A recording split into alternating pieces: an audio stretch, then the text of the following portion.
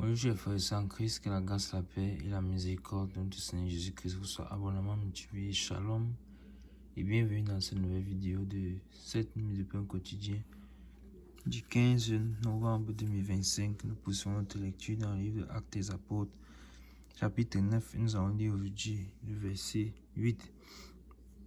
Nous avons vu dans les vidéos précédentes de ce chapitre 9 que le Seigneur s'est révélé à Saul pendant qu'il était sur la route de Damas pour aller persécuter les frères et sœurs en Christ.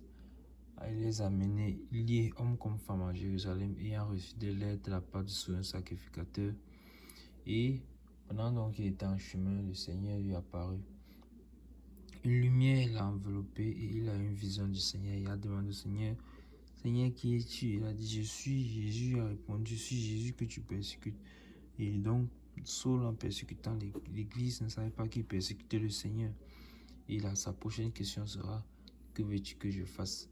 Et donc, le Seigneur va lui donner l'instruction, entre dans la ville et on te dira ce que tu vas faire, ce que tu dois faire. Et donc, cette ville, qui devait être une ville de persécution, une ville de souffrance, se retrouve à être une ville, en réalité, de grâce pour Saul, qui deviendra Paul.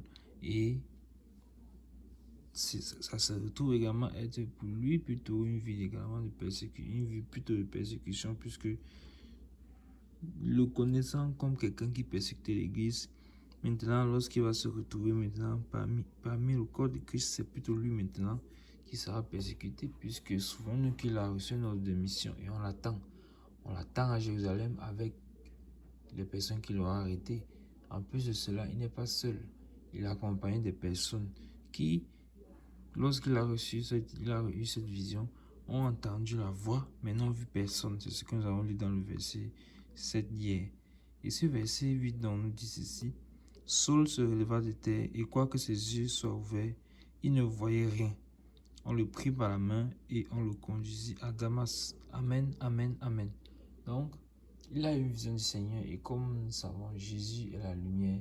Et souvenons-nous que lui-même, Saul a été environné d'une lumière. Donc cette lumière-là l'a aveuglé, un peu comme pour lui montrer que jusqu'ici, tu as marché dans les ténèbres. Jusqu'ici, tu étais dans les ténèbres, tu pensais me servir. Et sortant de là, il était dans les ténèbres. Il ne pouvait plus voir. Il fallait donc que les gens le tiennent pour pouvoir l'accompagner à Damas. Et donc toi qui écoutes cette vidéo et qui n'a pas encore donné ta vie au Seigneur, est-ce que tu es dans les ténèbres? Est-ce que tu es dans les ténèbres? Si tu es dans les ténèbres, ça veut dire que tu n'as pas encore donné ta vie au Seigneur. Si tu n'as pas encore donné ta vie au Seigneur, ça veut dire que tu es dans les ténèbres. Et il faut que tu sortes des ténèbres. Et le Seigneur a fait cela, a fait tout simple. Il a rendu le salut simple. Il suffit simplement que tu reconnaisses justement que tu es dans les ténèbres, que tu as vécu sur la terre jusqu'ici, d'après tes propres moyens, d'après ta propre manière de penser, d'après la philosophie humaine, et que cela n'est pas... Dieu ne fait aucun cas de cela. Tu reconnais donc ta vie de pécheur. Tu reconnais que Jésus-Christ est le Fils de Dieu venu sur la terre pour nous sauver, pour que tu aies la vie éternelle. Et ensuite, tu te fais baptiser en son nom. Et la promesse du Saint-Esprit est également disponible pour toi. Comme elle a été pour Saul. Saul donc a été pris par la main. Il a été conduit à Damas. Et ces hommes qui sont avec lui, qui le conduisent à Damas, eux, ils ne comprennent pas encore. Ils se disent, bon, peut-être Saul, il a eu une vision. Le soleil a un peu frappé ses yeux. C'est pour ça qu'il ne voit plus.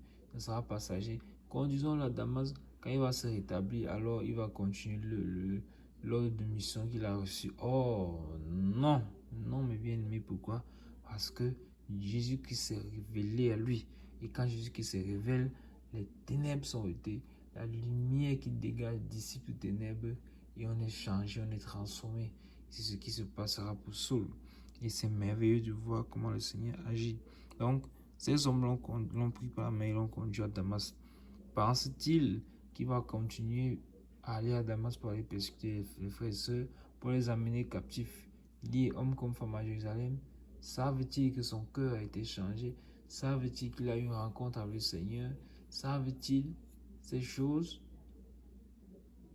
Ce que nous verrons par la grâce de Dieu. Dans la prochaine vidéo, nous arrêtons là pour aujourd'hui.